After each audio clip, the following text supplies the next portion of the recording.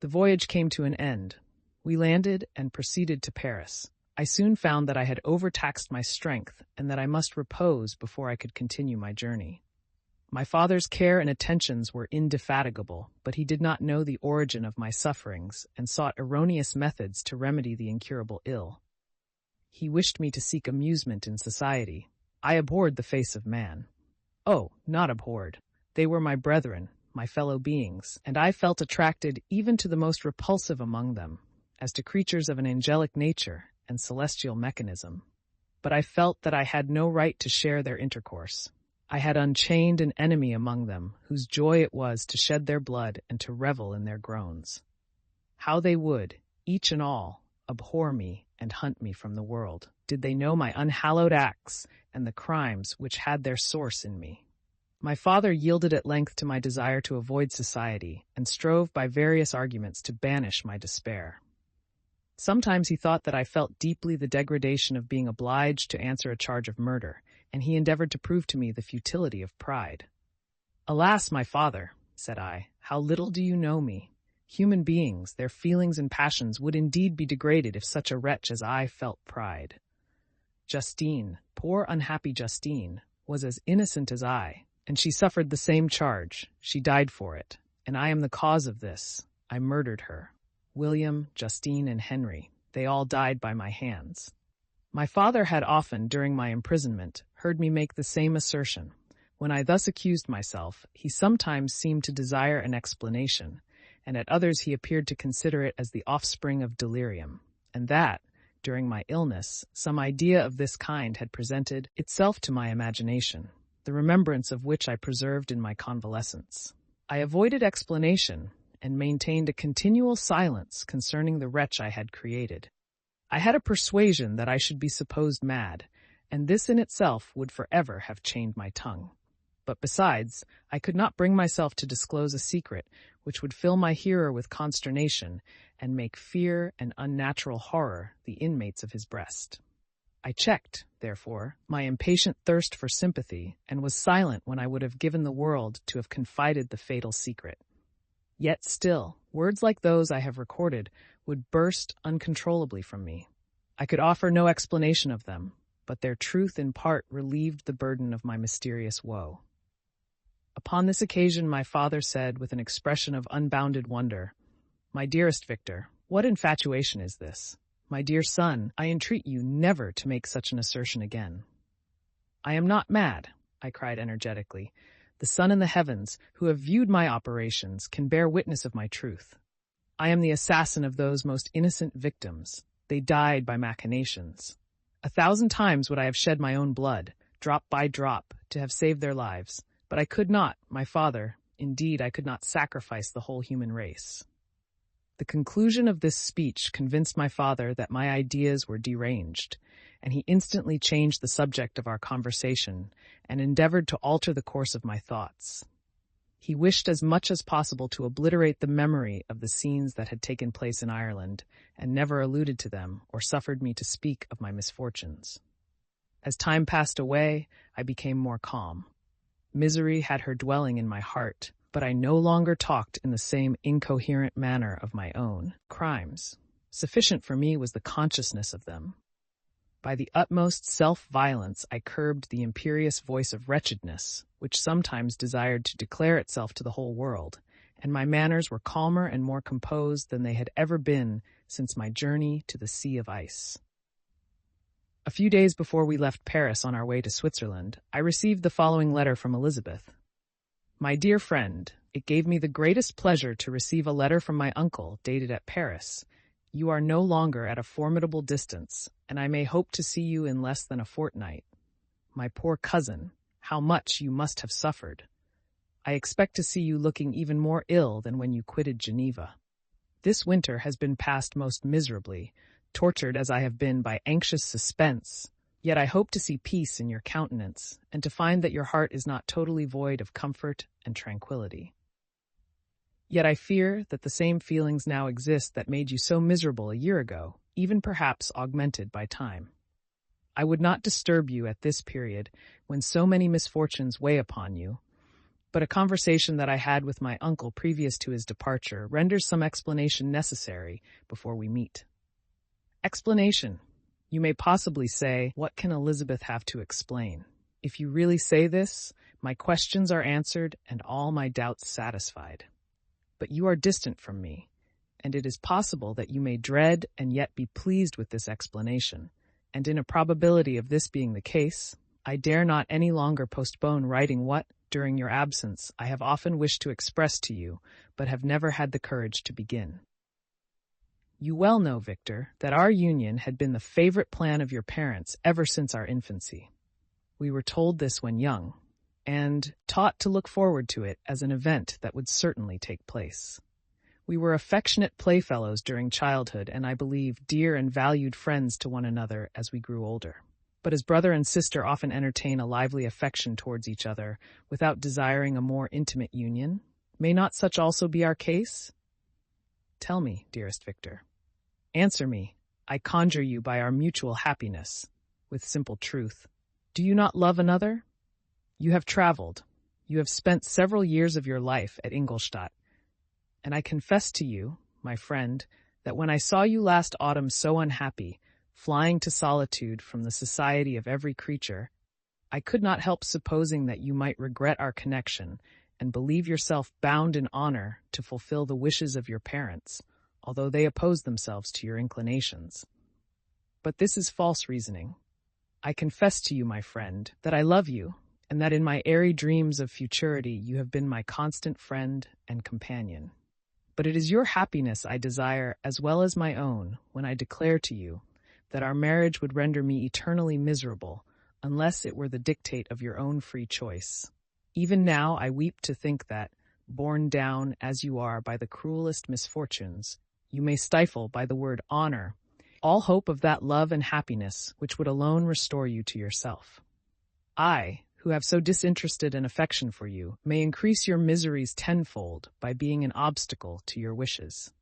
Ah, Victor, be assured that your cousin and playmate has too sincere a love for you not to be made miserable by this supposition.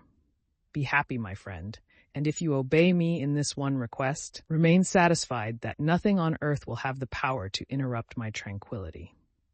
Do not let this letter disturb you. Do not answer tomorrow, or the next day, or even until you come, if it will give you pain. My uncle will send me news of your health, and if I see but one smile on your lips when we meet, occasioned by this or any other exertion of mine, I shall need no other happiness. Elizabeth Lavenza. Geneva, May 18th, 17. This letter revived in my memory what I had before forgotten, the threat of the fiend. I will be with you on your wedding night. Such was my sentence. And on that night would the daemon employ every art to destroy me and tear me from the glimpse of happiness which promised partly to console my sufferings. On that night he had determined to consummate his crimes by my death. Well, be it so.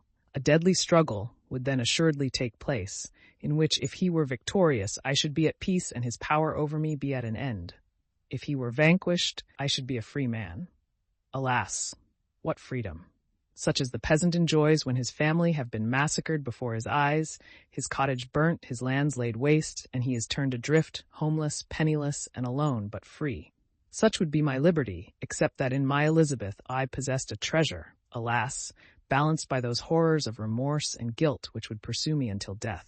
Sweet and beloved Elizabeth, I read and reread her letter, and some softened feelings stole into my heart and dared to whisper paradisiacal dreams of love and joy. But the apple was already eaten, and the angel's arm bared to drive me from all hope. Yet I would die to make her happy. If the monster executed his threat, death was inevitable. Yet, again, I considered whether my marriage would hasten my fate. My destruction might indeed arrive a few months sooner, but if my torturer should suspect that I postponed it, influenced by his menaces, he would surely find other and perhaps more dreadful means of revenge.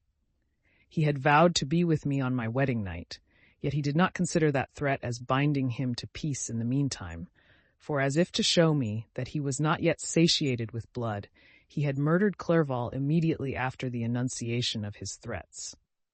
I resolved, therefore, that if my immediate union with my cousin would conduce either to hers or my father's happiness, my adversary's designs against my life should not retard it a single hour. In this state of mind I wrote to Elizabeth. My letter was calm and affectionate. "I fear, my beloved girl," I said, "little happiness remains for us on earth, yet all that I may one day enjoy is centered in you. Chase away your idle fears. To you alone do I consecrate my life and my endeavors for contentment. I have one secret, Elizabeth, a dreadful one. When revealed to you, it will chill your frame with horror, and then, far from being surprised at my misery, you will only wonder that I survive what I have endured. I will confide this tale of misery and terror to you the day after our marriage shall take place. For my sweet cousin, there must be perfect confidence between us. But until then, I conjure you, do not mention or allude to it. This I most earnestly entreat, and I know you will comply." In about a week after the arrival of Elizabeth's letter, we returned to Geneva. The sweet girl welcomed me with warm affection, yet tears were in her eyes as she beheld my emaciated frame and feverish cheeks. I saw a change in her also. She was thinner and had lost much of that heavenly vivacity that had before charmed me, but her gentleness and soft looks of compassion made her a more fit companion for one blasted and miserable as I was. The tranquility which I now enjoyed did not endure. Memory brought madness with it, and when I thought of what had passed, a real insanity possessed me. Sometimes I was furious and burnt with rage, sometimes low and despondent. I neither spoke nor looked at anyone, but sat motionless, bewildered by the multitude of miseries that overcame me. Elizabeth alone had the power to draw me from these fits. Her gentle voice would soothe me when transported by passion and inspire me with human feelings when sunk in torpor. She wept with me and for me. When reason returned, she would remonstrate and endeavor to inspire me with resignation. Ah, it is well for the unfortunate to be resigned, but for the guilty there is no peace. The agonies of remorse poison the luxury there is otherwise sometimes found in indulging the excess of grief. Soon after my arrival, my father spoke of my immediate marriage with Elizabeth.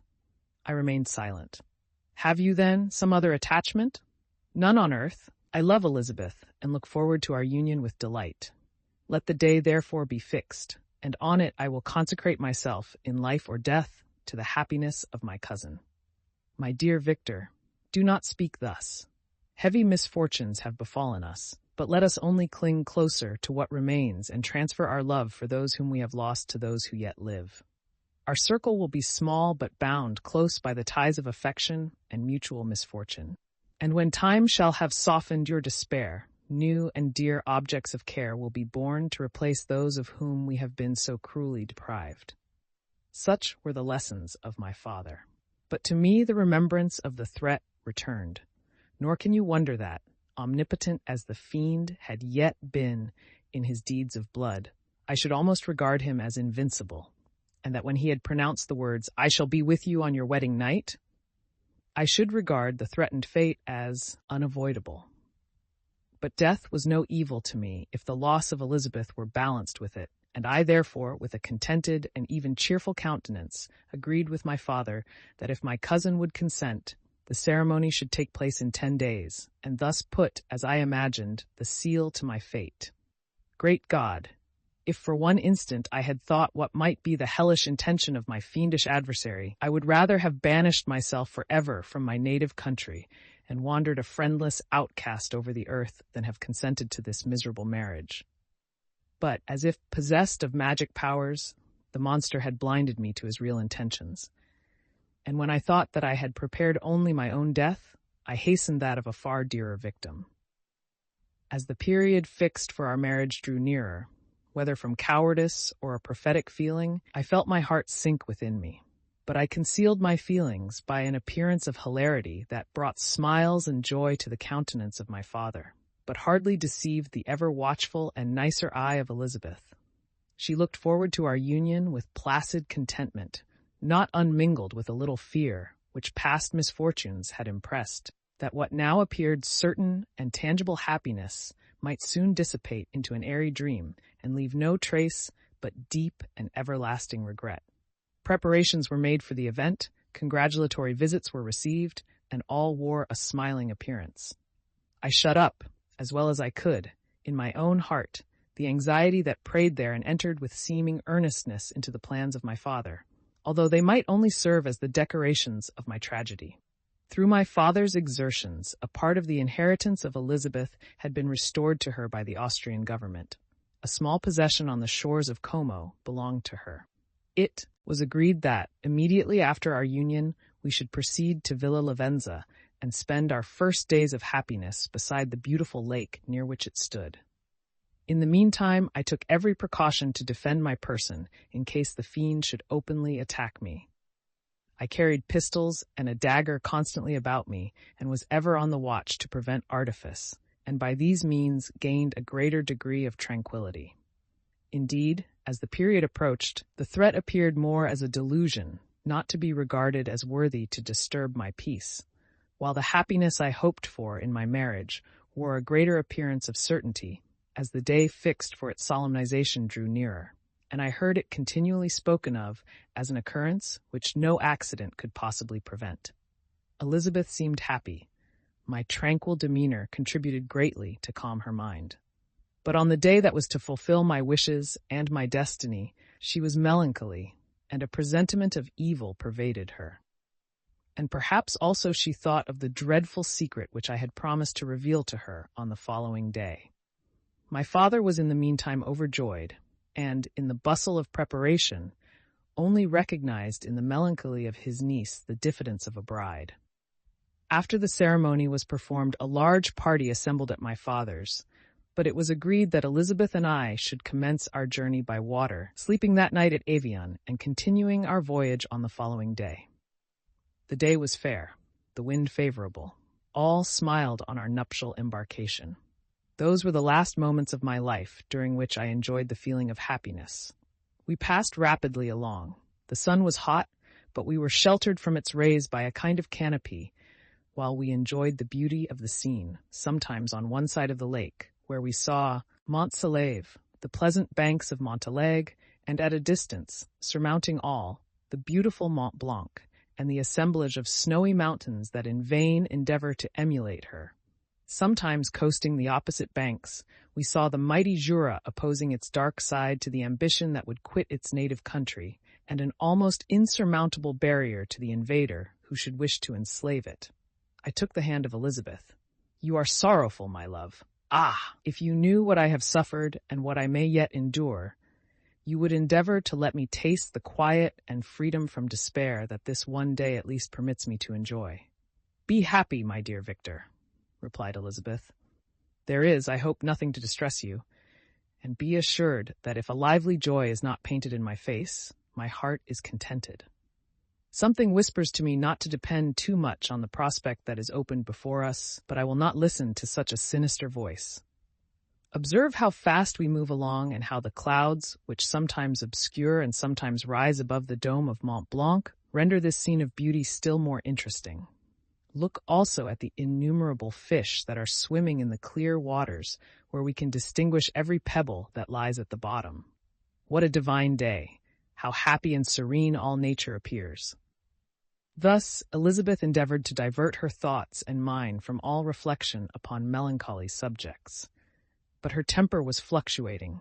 Joy for a few instants shone in her eyes, but it continually gave place to distraction and reverie. The sun sank lower in the heavens. We passed the river Drance and observed its path through the chasms of the higher and the glens of the lower hills. The Alps here come closer to the lake, and we approached the amphitheater of mountains which forms its eastern boundary.